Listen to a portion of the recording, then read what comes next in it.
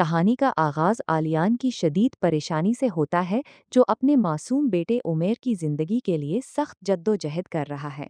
उमेर के दिल में सुराख है और उसकी सर्जरी के लिए लाखों रुपए की फौरी ज़रूरत है। आलियान के पास इतनी बड़ी रकम नहीं है और जब वो अस्पताल में अपनी बीवी सारा से फ़ोन पर बात करता है तो उसकी आवाज़ में मौजूद खौफ और घबराहट साफ महसूस होती है। डॉक्टर्स ने उमेर की कमज़ोरी की वजह से उसे 1 हफ्ते की दवाइयाँ दी हैं ताकि वो ऑपरेशन के काबिल हो सके। लेकिन आलियान पर पैसों का दबाव इस हद तक बढ़ जाता है कि वो शदीद मजबूरी में अपने ही अफ़्स से रकम चुराने जैसा इंतहाई कदम उठा लेता है। दूसरी तरफ आलियान की बहन शिफा और उसका शौहर माज भी इस परेशानी से वाकिफ़ हैं और सब मिलकर उमेर की सेहत के लिए दुआ गो हैं। लेकिन उन्हें ये अंदाज़ा नहीं था कि आलियान किस बड़ी मुसीबत में कदम रख चुका है। जब आलियान अफ़्स से 33 लाख रुपए चराकर घर पहुंचता है तो उसके पीछे ही उसका बॉस इख्तियार साहिब पुलिस की भारी नफरी के साथ वहां धावा बोल देते हैं। पूरे घर में तोड़ फोड़ मचाई जाती है और तलाशी ली जाती है। माज और शिफा भी वहां पहुंच जाते हैं और आलियान को हथकड़ियां लगी देखकर शिशदर रह जाते हैं।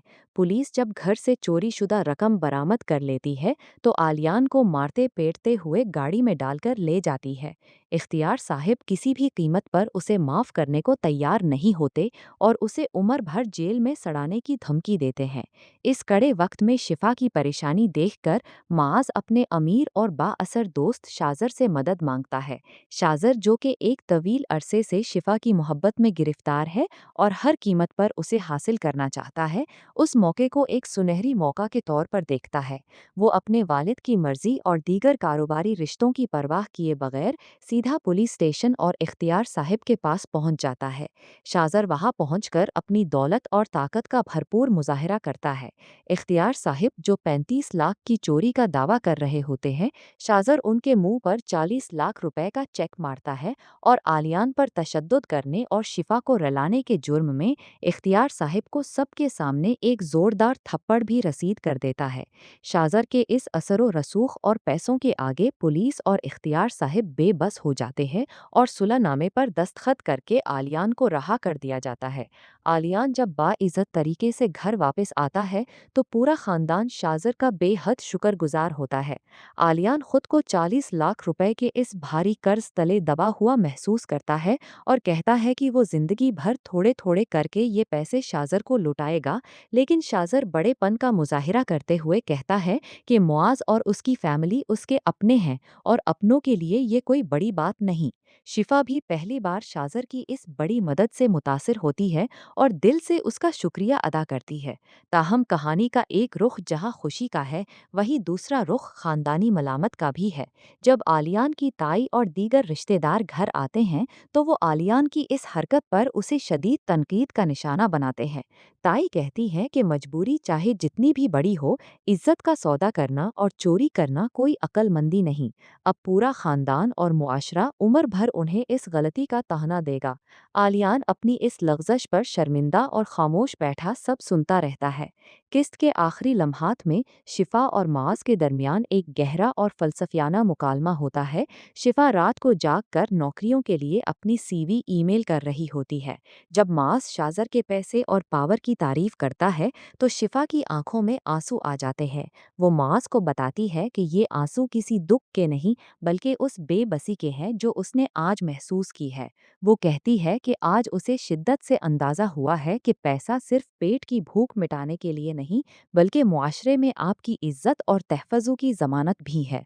वो अपने भाई को पुलिस के हाथों पटता देखकर भी कुछ नहीं कर सकी क्योंकि वो खुद खाली हाथ थी। शिफा एक पुख्ता अज़्म के साथ मुआज़ से कहती है कि अब जिंदगी में चाहे कुछ भी हो जाए वो बहुत पैसा कमाएगी ताकि कभी किसी के सामने इतनी बेबस और हकीर ना लगे। शाजर की तरफ अगर देखा जाए तो वो इस कामयाबी पर अपने दोस्त आकिब के साथ जश्न मना रहा होता है। इसका मानना है कि आज पहली बार शिफा की नज़रें इसके लिए बदली हैं, लेकिन उसके अंदर की ज़िद्दी तबीयत अब भी कायम है।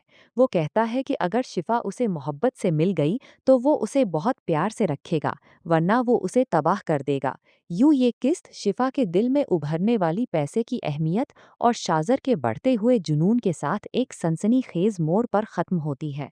कहानी में आगे जो हालात नज़र आ रहे हैं वो मज़ीद पेचीदा और जज्बाती शक्ल इख्तियार करने वाले हैं, और इसे मैं अपने अल्फाज में कुछ इस तरह देख रहा हूँ। आलियान इस सदमे और ख्वारी से बाहर नहीं निकल पा रहा जो इसने मोहल्ले वालों के सामने बर्दाश्त की। वो इंतहाई दिल गिरफ्ता अंदाज में कहता है कि जब इसके हाथों में हथकड़ियाँ लगी थीं तो मोहल्ले वाले जिस नज़रों से इसे देख रहे थे वो चाहकर भी इन नज़रों को और उस जिल्लत को कभी नहीं भुला सकता। ये चीज़ उसकी खुददारी को अंदर से मार चुकी है। दूसरी तरफ शाजर अब आलियान और उसकी फैमिली की ज़िंदगी में पूरी तरह शामिल होने की कोशिश कर रहा है। वो आलियान के लिए नौकरी का बंदोबस्त भी कर रहा है और मासूम उमैर के इलाज की जिम्मेदारी भी उठाने को तैयार है। लेकिन शिफा, जो शाजर के अज़ाइम और उसकी हद से बढ़ी हुई दिलचस्पी को भांप रही है, वो शाजर के इस एहसान तले मजीद दबना नहीं चाहती।